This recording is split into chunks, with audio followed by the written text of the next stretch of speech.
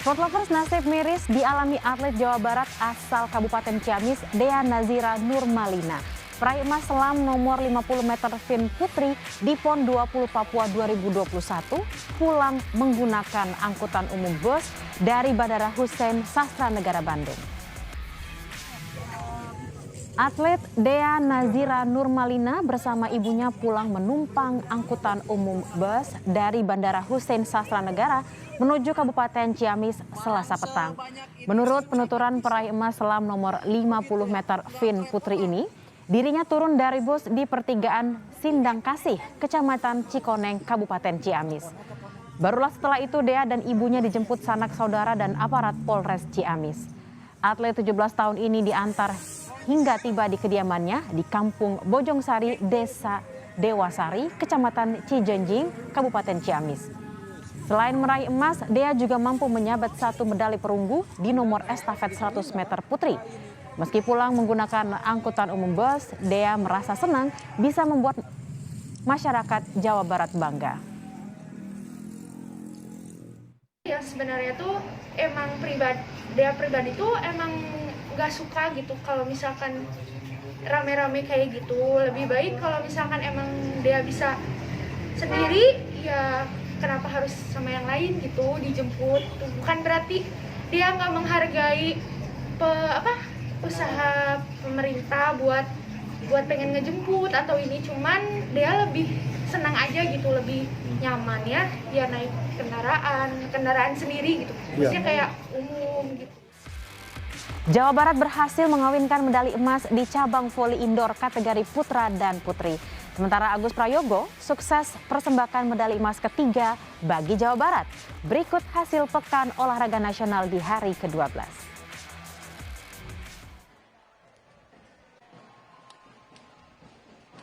Setelah tim putri merebut medali emas, tim putra Jawa Barat menyusul dengan menjadi juara di cabang olahraga voli indoor. Di final, Jawa Barat menyumbangkan DKI Jakarta di Gor Koyakoso. Cep Indra dan kawan-kawan menang dengan skor 25-15, 25-19, dan 16-25, 25-15. Kemenangan 3-1 ini memutus puasa gelar Jabar selama 21 tahun. Di nomor lempar cakram putra, atlet Papua Arnoldus Gawai Kaize menyumbang medali emas setelah mencatatkan lemparan sejauh 49,78 meter. Arnoldus mengungguli atlet Sumatera Utara Hardodi Sihombing yang harus puas di peringkat kedua dengan lemparan 49,70 meter. Sementara medali perunggu diraih atlet Jawa Tengah Galih Yoga yang membukukan lemparan sejauh 47,74 meter. Pelari jarak jauh Jawa Barat Agus Prayogo kembali mendulang emas di nomor lari 10.000 meter putra di arena atletik Mimika Sport Complex di klaster Mimika. Agus tampil tercepat dengan waktu 31,06,35 detik. Sayang, catatan waktu ini belum mampu membuat Agus memecahkan rekor PON di nomor 10.000 meter putra atas namanya sendiri, yaitu 30 menit 11,01 detik yang dicetak di PON 18 di Riau pada 2012. Sementara itu finish kedua adalah Noveldi Petinko dari Sulawesi Tengah dan pelari Kalimantan Barat Irwan Syah.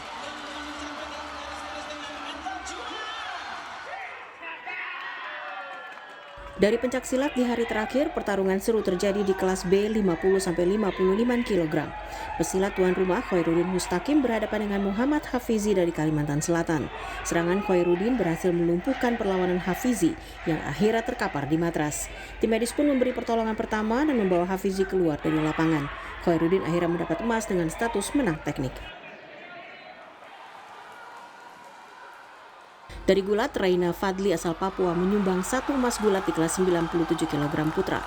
Reina berhasil mengalahkan Husnul Amri asal Sumatera Barat dengan skor 8-0. Di perebutan peringkat ketiga, pegulat Kalimantan Selatan Fazrin meraih medali perunggu usai mengalahkan pegulat Jawa Barat dengan skor 10-0. Tim Liputan Kompas TV, Papua.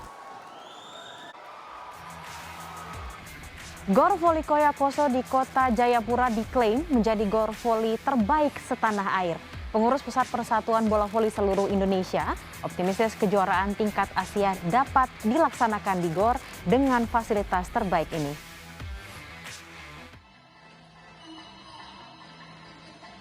Usai mendapat pujian dari Menteri Pemuda dan Olahraga Zainuddin Amali terkait megahnya Gor Voli Koya Koso Kota Jayapura, PP PBVSI semakin yakin akan munculnya atlet voli baru asal Papua.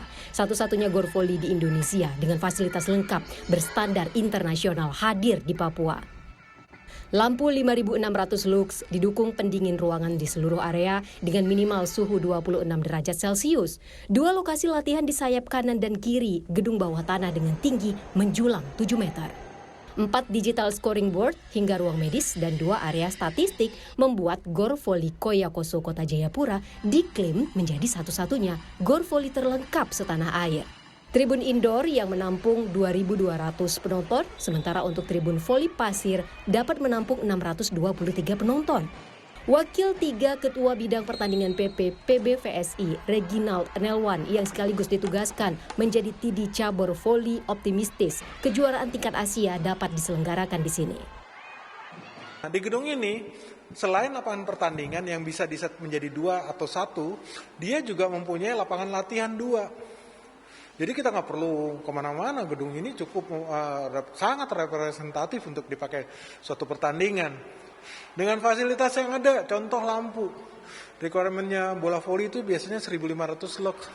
Sama teman-teman TV kalau mau rekam. Ini kalau dinyalain semua 5.600. Hal serupa juga diungkapkan Wilda Siti Nurfadilah, Kapten Tim Voli Indoor Putri asal Jawa Barat. Ini sih keren banget sih, maksudnya kayaknya belum ada deh di Indonesia sebesar ini gitu venue volley, dan ada tempat latihannya juga 2, itu besar banget, keren-keren. Dengan akses jalan yang menantang, lokasi gor voli Koya Koso yang jauh dari kota Jayapura membuat Menteri BUMN Erick Thohir menunjuk PT PLN Persero untuk mendukung pasokan listrik agar atlet bertanding secara nyaman. Diketahui venue voli mendapat atensi kebutuhan listrik terbesar setelah Stadion Lukas NMB. Rinin Taniken, Arif Rahman, Kompas TV, Jayapura, Papua. Cabang olahraga basket pada nomor pertandingan 3x3 mulai resmi dipertandingkan dalam ajang Pekan Olahraga Nasional. Berlangsung di Gor Mimika Sport Complex, sebanyak 8 tim putra dan putri mengikuti nomor basket 3x3 yang akan dilangsungkan hingga 14 Oktober. Pada sektor putra, grup A diisi oleh Jawa Timur, Sulawesi Selatan, Papua, dan Jawa Tengah. Grup B terdiri dari Jawa Barat, Riau, DKI Jakarta, dan Sumatera Utara. Sedangkan untuk sektor putri, tuan rumah berada di grup A bersama DKI Jakarta, Sumatera Barat, dan Kalimantan Barat. Grup B putri dihuni Bali, Jawa Tengah, Jawa Barat, dan Sulawesi Selatan. Sport lovers, rekor pon pecah di cabur lompat tinggi galah putri. Atlet DKI Jakarta Diva Renata Jayadi berhasil memecahkan dengan lompatan setinggi 4 meter. Pemecahan rekor pon terjadi di arena atletik Mimika Sport Complex Klaster Mimika Selasa kemarin. Lompat tinggi galah putri hanya diikuti 2 atlet, Diva Renata Jayadi dan Jelita Nara. Keduanya berasal dari kontingen DKI Jakarta. Emas menjadi milik Diva dengan lompatan setinggi 4 meter.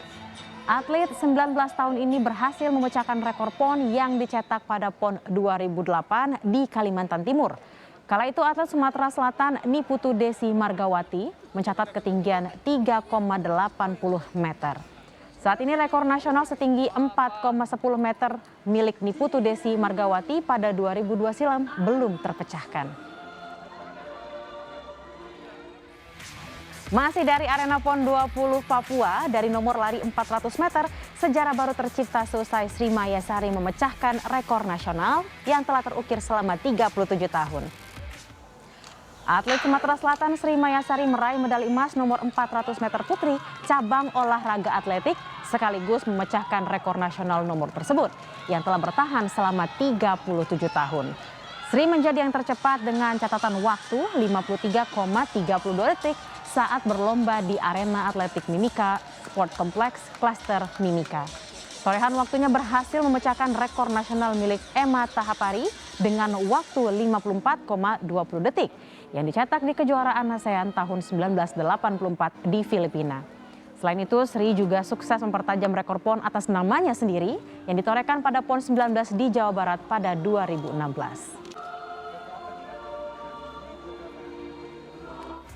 Atlet senam laut Papua Anissa Fabiola berhasil menyumbang medali emas untuk kontingen tuan rumah nomor 3.000 meter fin swimming putri.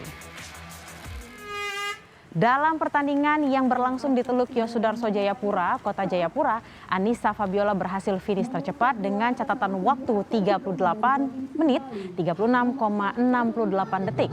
Ini menjadi raihan medali emas kedua yang disumbangkan Anissa Fabiola bagi tuan rumah Papua. Sebelumnya, atlet berusia 26 tahun ini telah mempersembahkan medali emas selam laut nomor 6.000 meter selam putri. Raihan 2 emas sesuai target yang diberikan pada dirinya. Anissa Fabiola mengakui kesabaran dan strategi menjadi kunci bagi dirinya untuk meraih medali emas nomor 3.000 meter selam putri. Kalau berenang di laut itu harus kontrol emosi sih, lebih kayak ke harus sabar, tahu strategi gitu, kapan mau sprint, kapan nahan, kapan bikin lawan emosi gitu-gitu sih. Cuman ya pinter-pinteran aja strateginya gimana.